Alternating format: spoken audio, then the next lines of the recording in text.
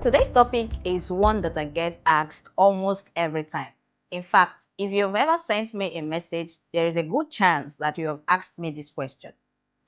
The question is, I have never traveled before. Can I still get a Schengen visa? Or sometimes most people ask it differently. They say, I don't have any travel history. Is there any point applying for a Schengen visa? And whenever I hear this question, my answer remains same.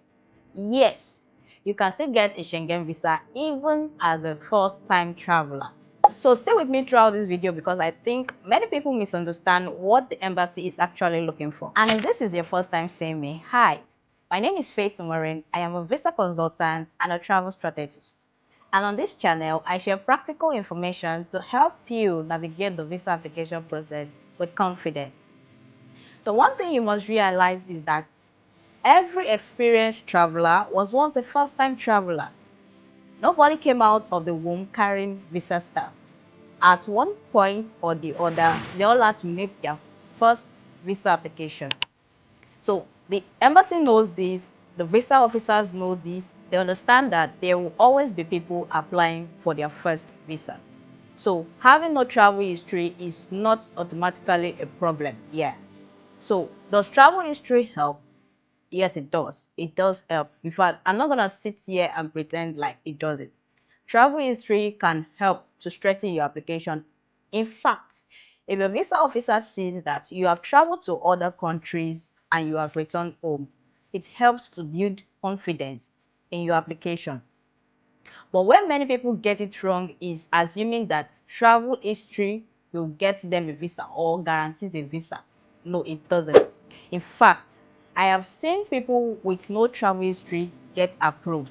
And I've also seen people with extensive travel history get refused. Why? Because travel history is just only one part of the entire picture. So the embassy is looking at the overall application. Let me explain.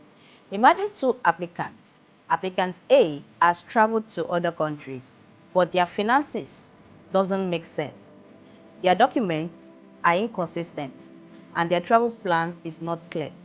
On the other hand, applicant B has never traveled before, but his purpose of travel is clear, his documents are well presented, and the travel story makes sense.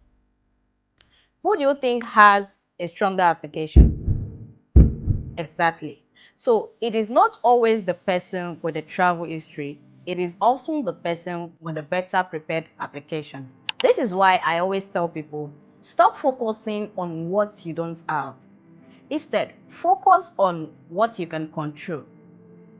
I know you might not be able to build a travel history overnight, but you can improve your documentation. You can improve your preparation.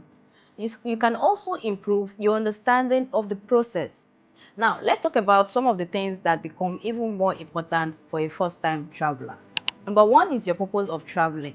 So, the visa officer wants to understand why you are traveling. What are you going there to do? How long will you be staying there?